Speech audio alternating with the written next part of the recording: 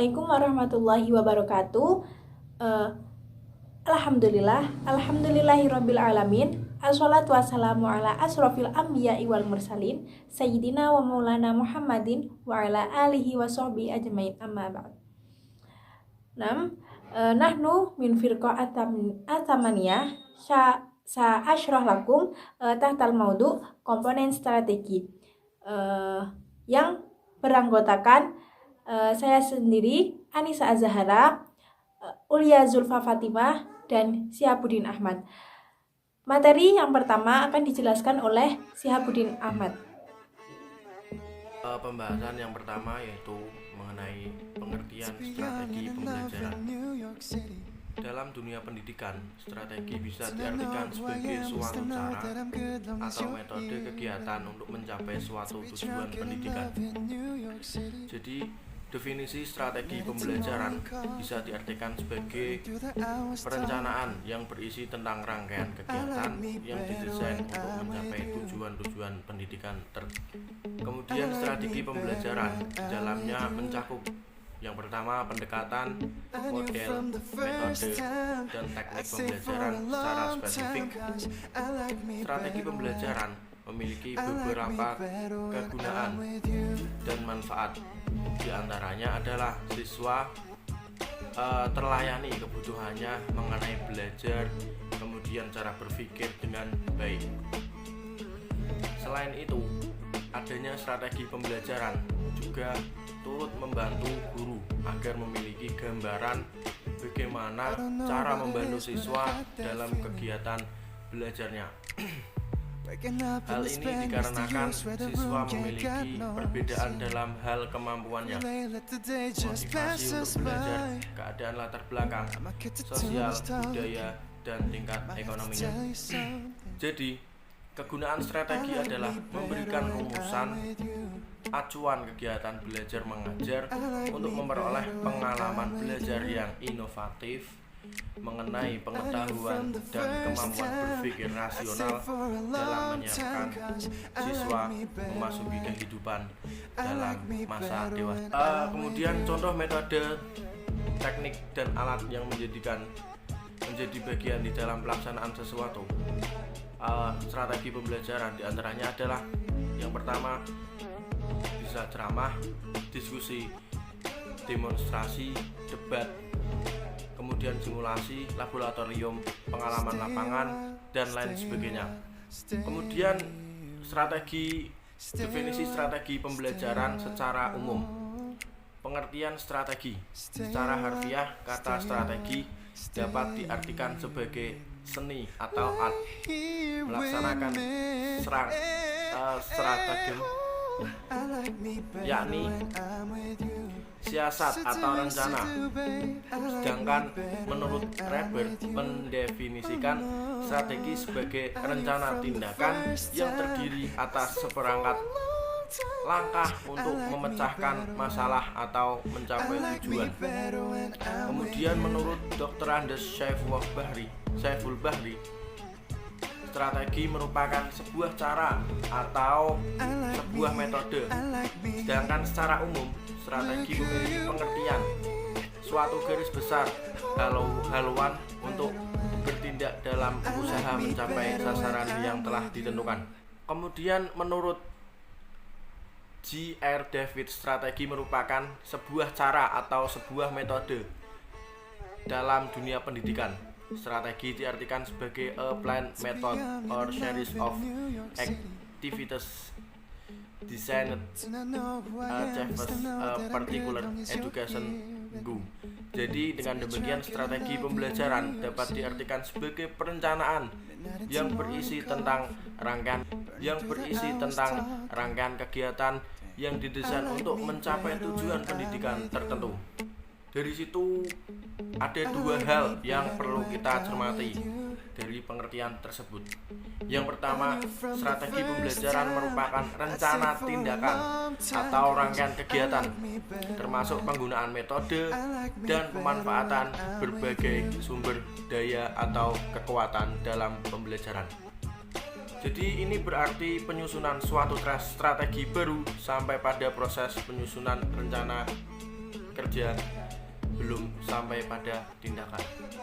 Kemudian yang kedua, strategi disusun untuk mencapai tujuan tertentu.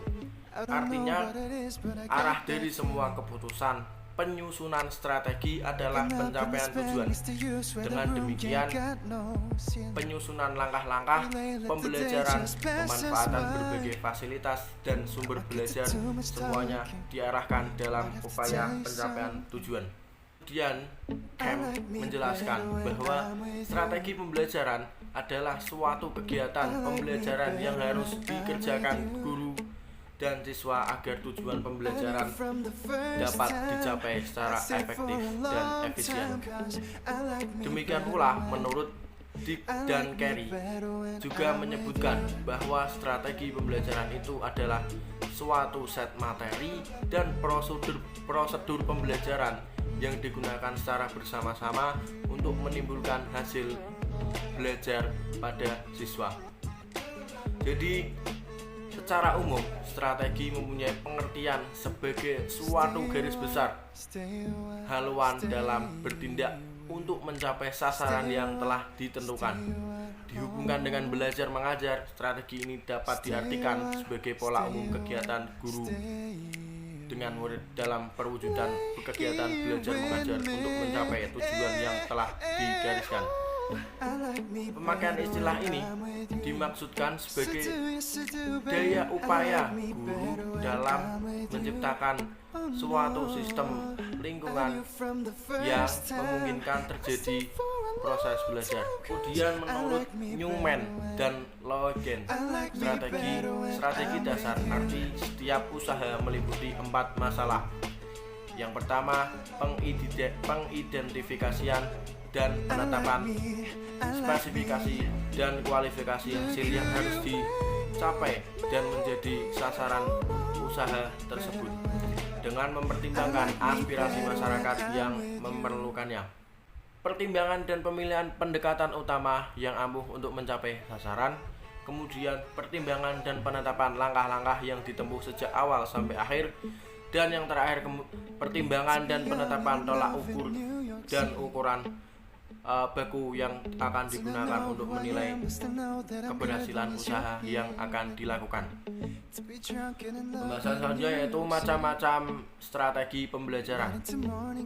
Secara umum, terdapat beberapa macam-macam strategi pembelajaran yang dapat dilakukan oleh seorang dalam proses belajar mengajar. Antara lain adalah sebagai berikut. Yang pertama, ada strategi pembelajaran expository, kemudian strategi pembelajaran inquiry, kemudian strategi pembelajaran berbasis masalah, kemudian strategi pembelajaran peningkatan kemampuan berpikir, kemudian strategi pembelajaran kooperatif, kemudian strategi pembelajaran kontekstual CTL, dan yang terakhir strategi pembelajaran efektif. Mungkin itu penyampaian dari saya. Selanjutnya akan dilanjutkan oleh teman kelompok saya. Terima kasih. Pembelajaran afektif berbeda dengan pembelajaran intelektual dan keterampilan karena segi afektif sangat bersifat subjektif, lebih mudah untuk berubah dan tidak ada materi khusus yang harus dipelajari. Hal-hal di atas menuntut penggunaan metode mengajar dan evaluasi hasil belajar yang berbeda dari mengajar segi kognitif dan keterampilan. Ada beberapa model pembelajaran afektif. Baik, di sini saya akan mengemukakan beberapa model pembelajaran efektif yang populer dan banyak digunakan. Yang pertama yaitu model konsiderasi. Manusia seringkali bersifat egoistis, lebih memperhatikan, mementingkan, dan sibuk mengurusi dirinya sendiri. Melalui penggunaan model konsiderasi atau consideration model, siswa didorong untuk lebih peduli, lebih memperhatikan orang lain sehingga mereka dapat bergaul, bekerja sama, dan hidup secara bermasyarakat. Yang kedua yaitu model pembentukan rasional. Dalam kehidupan, orang berpegang pada nilai-nilai sebagai standar bagi segala aktivitasnya. Nilai-nilai ini ada yang tersembunyi dan ada pula yang dapat dinyatakan secara eksplisit. Nilai juga bersifat multidimensional, ada yang relatif dan ada yang absolut. Kemudian model pembentukan rasional atau rational building models bertujuan mengembangkan kematangan pemikiran tentang nilai-nilai. Kemudian yang ketiga yaitu klarifikasi nilai. Di sini setiap orang memiliki sejumlah nilai, baik yang jelas atau terselubung, disadari atau tidak. Klarifikasi nilai, value clarification model, merupakan pendekatan mengajar dengan menggunakan pertanyaan atau proses menilai, valuing process, dan membantu siswa menguasai keterampilan menilai dalam bidang kehidupan yang kaya nilai.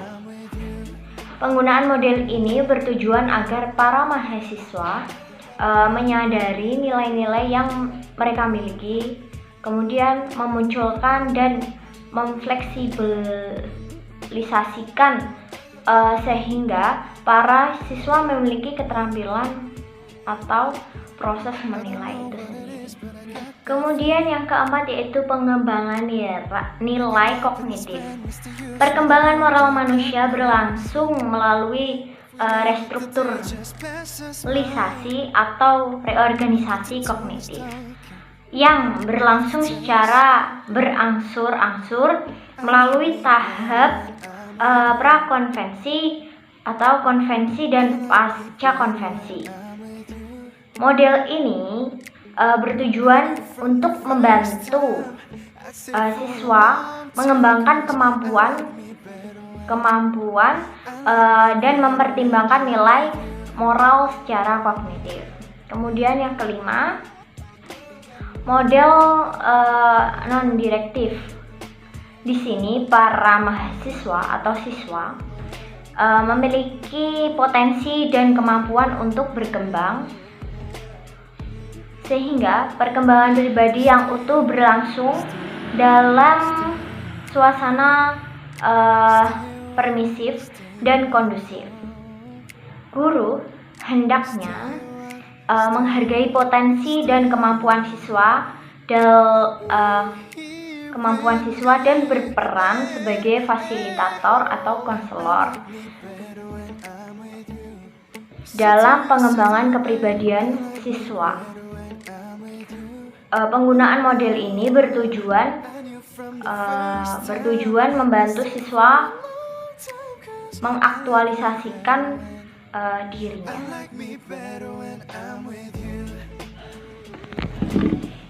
Baik, di sini saya akan menjelaskan tentang strategi inovatif dalam pembelajaran bahasa Arab. Yang pertama yaitu istimak. Maharah istimak dimaksudkan sebagai kemampuan peserta didik untuk mendengarkan ujaran atau bunyi pengucapan dalam bahasa Arab dengan baik dan benar. Tujuan dari maharah ini yaitu menghafal, memahami, dan menirukan dengan baik dan benar pokok-pokok isi dalam bahasa Arab tersebut.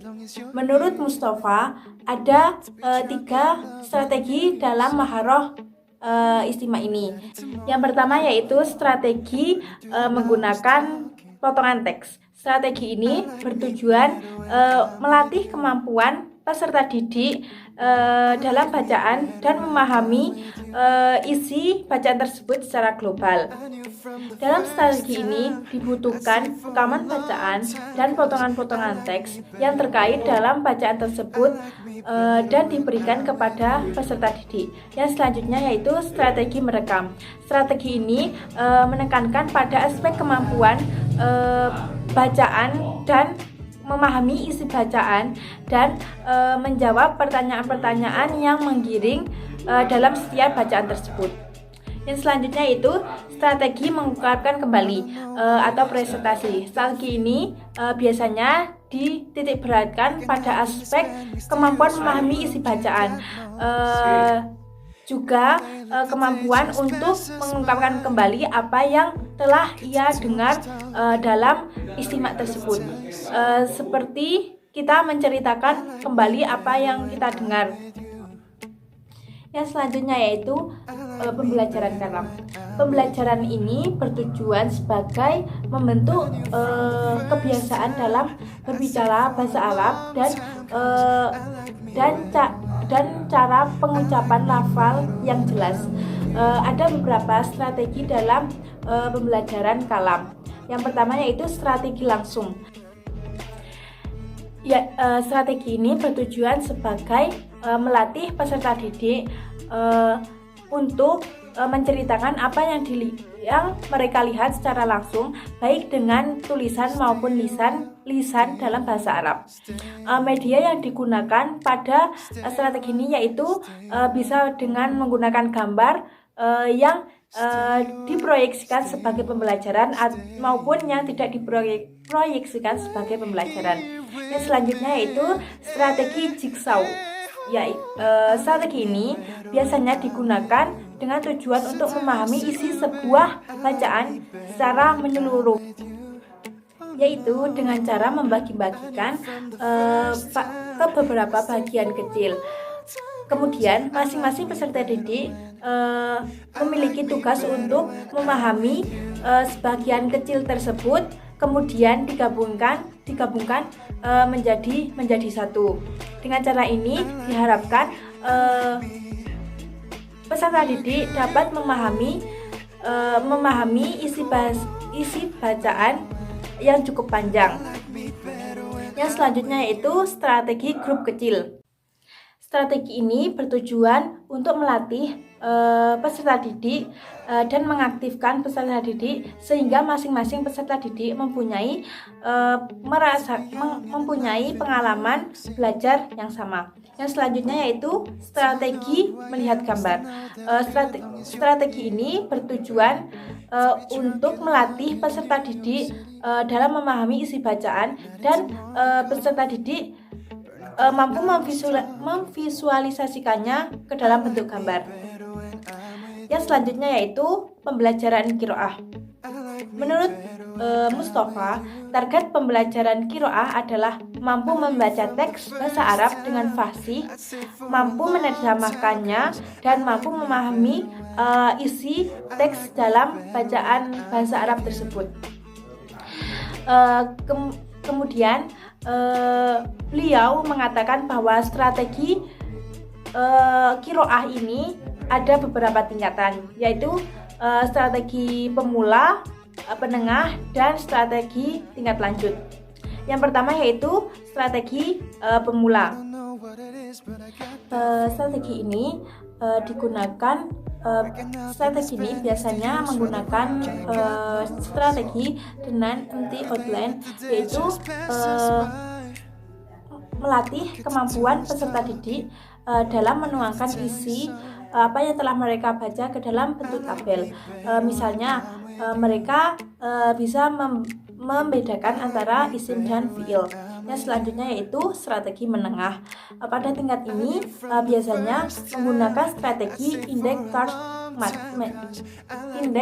card match, yaitu strategi yang digunakan untuk mengajarkan kata-kata atau kalimat dengan pasangannya. Contohnya seperti mencocokkan apakah kata ini sesuai dengan terjemah ini.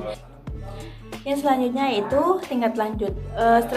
Pada tingkat ini biasanya peserta didik menggunakan strategi analisis, yaitu peserta didik diberi sebuah bacaan, kemudian mereka disuruh untuk memahami isi dari bacaan tersebut dan bisa menentukan ide pokok atau kalimat utama pada bacaan tersebut. Yang selanjutnya yaitu pembelajaran kitabah. Kitabah yaitu keterampilan menulis secara umum dilaksanakan secara berkomunikasi. Yang selanjutnya yaitu pembelajaran kitabah.